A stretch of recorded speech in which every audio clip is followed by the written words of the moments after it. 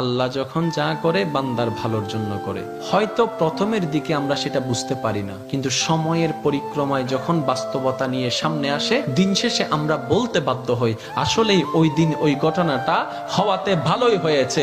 আল্লাহ কখনো বান্দার ক্ষতি চাই না।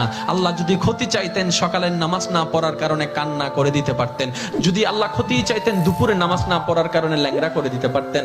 আল্লাহ সেটা চান না। আল্লাহ চাই বান্দার সব সময় ভালো। আর মা তো দেখেন জন্ম দেওয়ার কারণে সন্তানের তো অপরাধ করার পরও মা সন্তানের প্রতি কতই ভালোবাসা, কতই মায়া, বাবার কাছ থেকে সন্তানের পিঠকে বাঁচাই ফেলছে, এরকম হাজারো মা আছে ওই মায়ের জন্য। কিন্তু আল্লাহ পাক রব্বুল আলামিন বান্দার উপর কতটুকু ভালোবাসে দিয়েছেন সেটা আমরা বান্দারা বুঝতে পারি নাই বলে শয়তানের ফাঁদে বারবার পা দিয়ে আটকাই যাচ্ছি। মনে রাখবেন, মনের মধ্যে কথাটা বসাই ফেলবেন, আল্লাহ যখন যা করে বান্দার ভালোর জন্যই করে।